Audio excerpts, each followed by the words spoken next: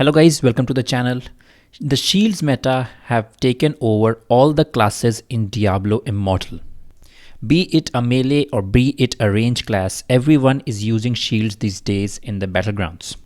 It all started with the Blood Knight and the Necromancer meta when they were not dying at all in the battlegrounds and they just outlasted their enemies.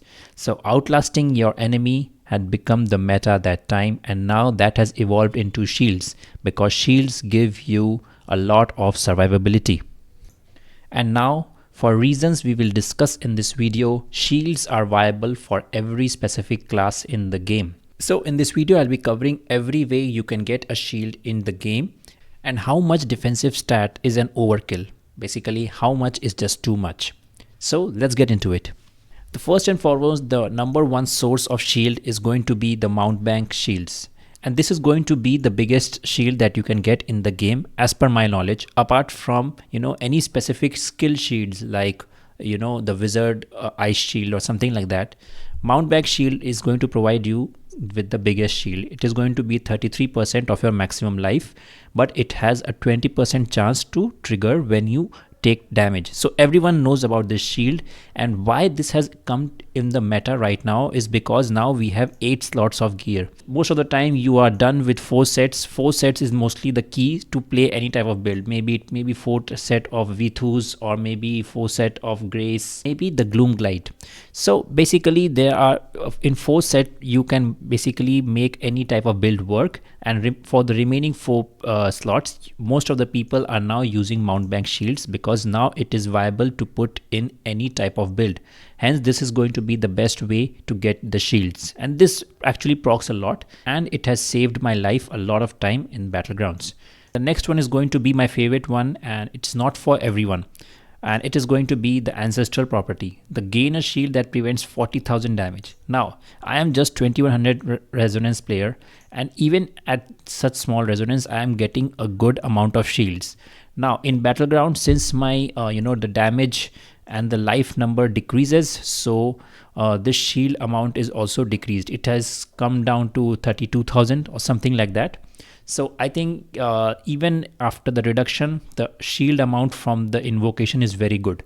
Now when should you use this? I would say if you are using dash skills, having 2 ancestral property of dash is going to be very good to trigger this, because you will have full control on when to trigger this. Having 2 of this, the 50% chance become 100% chance. And also if you are using causing loss of control, so I think this one is even better than the dash skill. Personally, how I'm going to trigger this is, for example, I'm using Crusader and I'm using Essence, which is going to slow enemy movement. So this is, as soon as the enemy is going to touch my consecration, their movement will be slowed and my shield is going to trigger. Obviously that time they will be very close to me, so it is going to trigger at a very good time. So in a build, whatever build you are making, if you have this invocation, you can incorporate some essences that is going to cause loss of control to enemy, and by that you can get shields, and this shield is actually very good. Next is the cool one, the new one, the Dusk Prowler. Dusk Prowler is going to give you a good shield, and 240%, and this happens every 30 seconds depending if you have the tenacity skill, because the cooldown can be reduced further, and this is going to be 240% of damage. I think this shield is also pretty significant and procs a lot.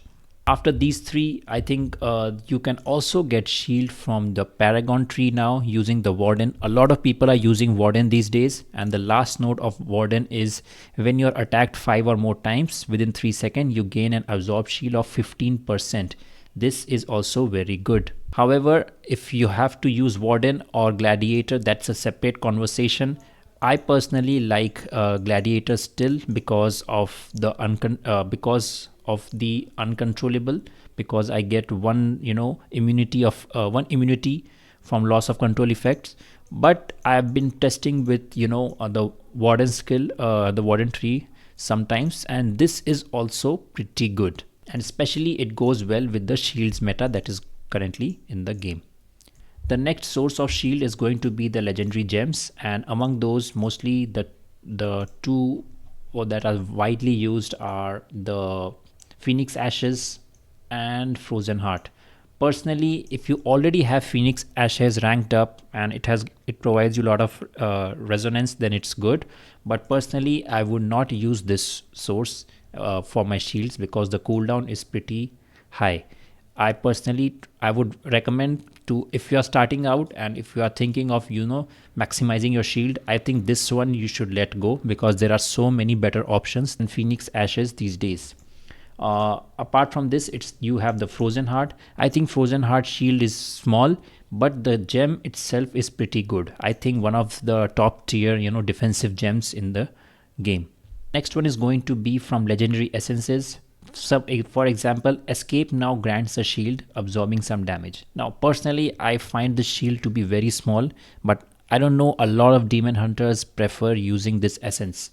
For some reason they all like it. I don't understand, but I think this is also a good way, good source of getting shields. There's also shields for all the classes. I think a lot of essences provide the shields. For example, the Leap of Barbarian, that also provides you shield. So in this way you can get shield from essences, and usually I like this source of shield because it is under your control when these are going to proc.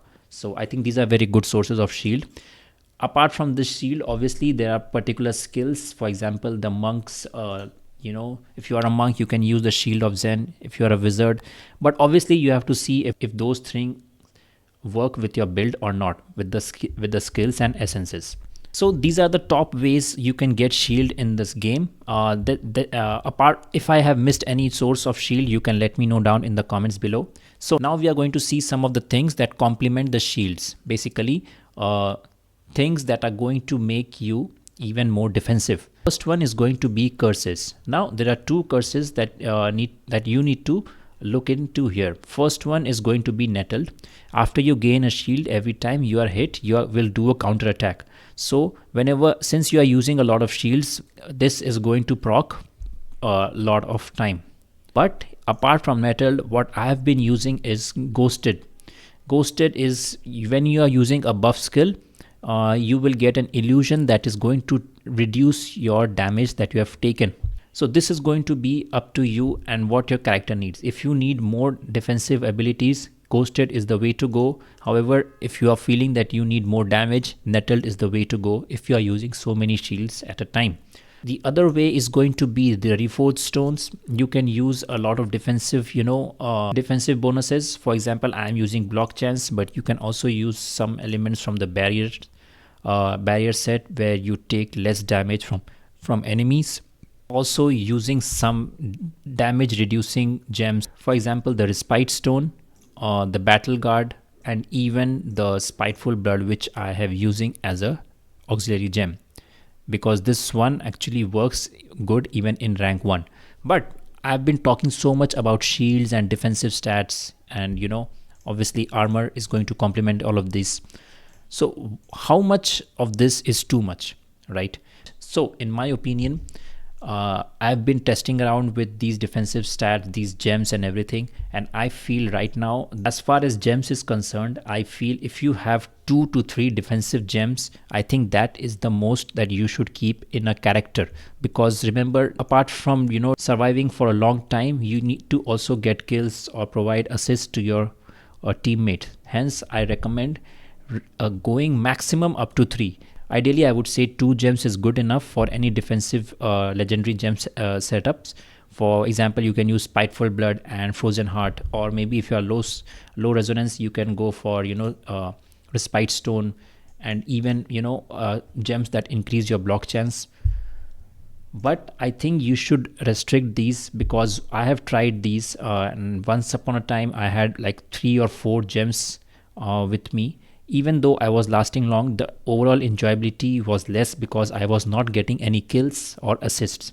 With this setup, with a balanced setup where you get a lot of survivability and damage at the same time, then only it's fun. However, each person is different. Some people may like to build a totally tanky class. So obviously for niche builds, You can go with as many layers of defensive stat as you want. But in my opinion, I think up to 2 or 3 legendary gems feels good and feels like a good balance between damage and defense.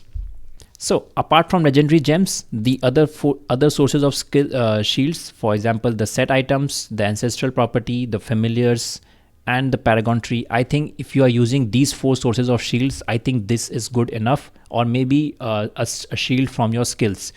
These setup, I find it pretty useful for me. I'm dying a lot less, and overall my effectiveness in battlegrounds is way higher with these 3 or 4 ways of shields that I'm currently using. It's been great. So let me know what's your experience. Are you riding the shields meta? That's all for this video. I hope you found something useful in this video, and if I missed any significant way of getting more defensive stats like shields, and I'll see you in the next one. Bye.